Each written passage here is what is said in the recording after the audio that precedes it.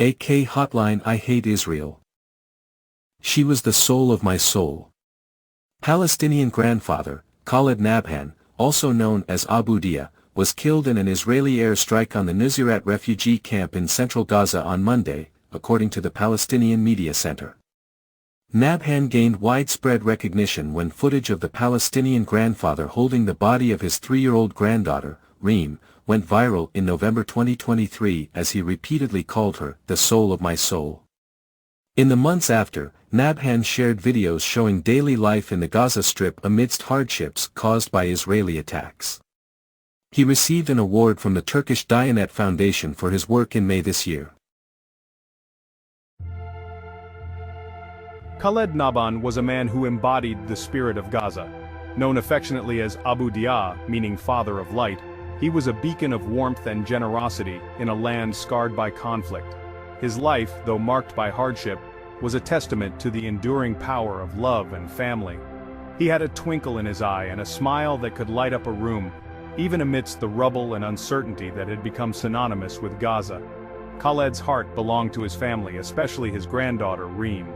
Reem was a bright, bubbly child who brought joy to everyone around her. Her laughter echoed through their small home, a melody that brought solace even on the darkest of days. Khaled would often be seen with Reem perched on his shoulders, her tiny hand clutching his weathered ones.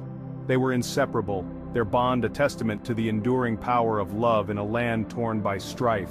Khaled's days were filled with the simple pleasures of life, sharing tea with friends, telling stories to his grandchildren, and finding moments of peace amidst the chaos.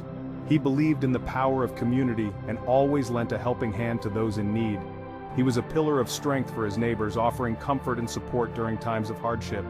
His resilience, forged in the fires of adversity, was an inspiration to all who knew him. His story, however, is not just one of joy and love. It is also a story of profound loss, a stark reminder of the human cost of the ongoing conflict in Gaza. It is a story that needs to be told, a story that demands to be heard. November 2023 cast a long, dark shadow over Gaza.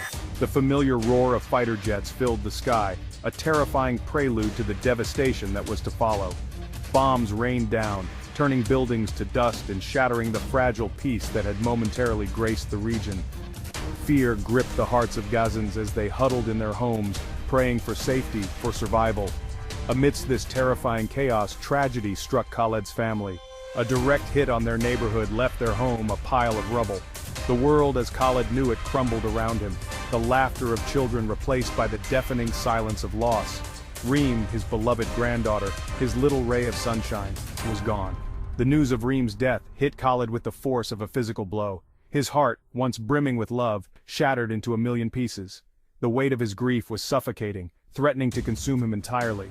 The man who was once a pillar of strength for his community was now bowed with sorrow, his eyes reflecting the immense pain of a grandfather who had outlived his grandchild.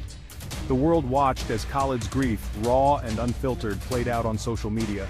The image of him clutching Reem's favorite doll amidst the rubble of his home became a searing indictment of the human cost of the conflict. His tears resonated across continents, a universal language of loss that transcended borders and languages. The image of Khaled holding Reem's doll, his face a mask of grief, spread like wildfire across the internet. News outlets around the world picked up his story, his pain giving a human face to the often abstract headlines of war and conflict. People from all walks of life, from bustling metropolises to remote villages, were moved by his story. They saw in him the depth of a grandfather's love, the raw agony of a life unjustly taken. Khaled's grief, though deeply personal, resonated with millions.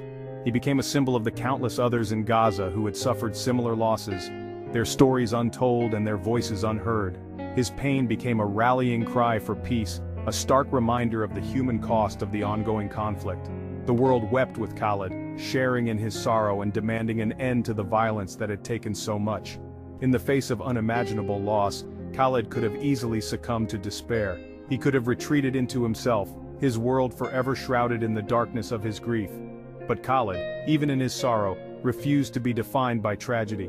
He found a glimmer of hope amidst the ruins, a flicker of light in the darkest of times. He knew that Reem would have wanted him to keep going, to keep fighting for a better future for Gaza. His response to tragedy was not one of anger or bitterness, but of resilience and compassion. He knew that his pain was shared by countless others in Gaza, families torn apart and lives shattered by the ongoing conflict. He channeled his grief into action, becoming a beacon of hope for his community. She was his darling granddaughter, now a lifeless body in his arms. His beloved Reem, the soul of his soul, now gone forever. Khaled's words, said in a trembling voice, and his kisses left a mark on people around the world, witnessing scenes of Gaza's brutal genocide unfold before their eyes. He was killed 13 months later when Israeli artillery fired on the same camp where he lost his grandchild. Khaled never stopped paying homage to his beloved Reem, who was killed in an Israeli raid that targeted her home over a year ago.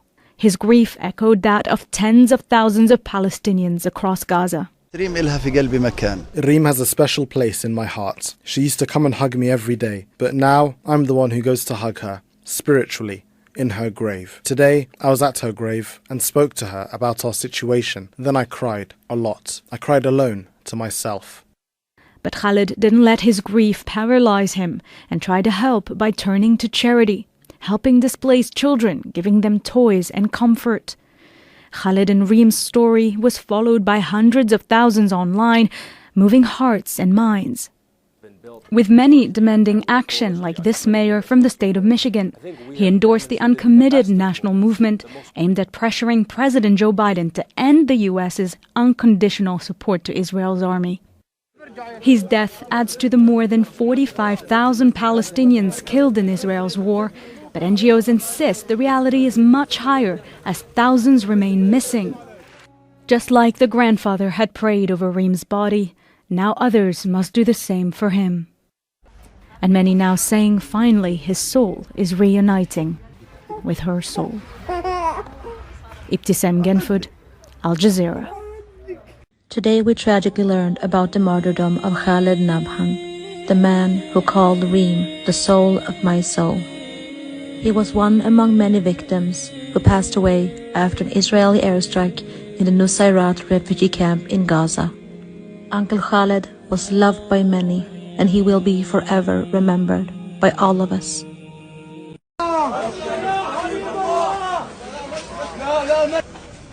Statistics. People killed, 44,786 people injured, 106,188 according to estimates. Over 10,000 people are missing or buried under the rubble. Population in Gaza, 2.1 million internally displaced persons, IDPs 1.9 million.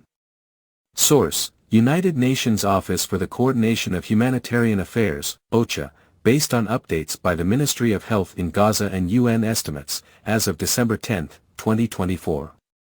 For current reports, see the OCHA website.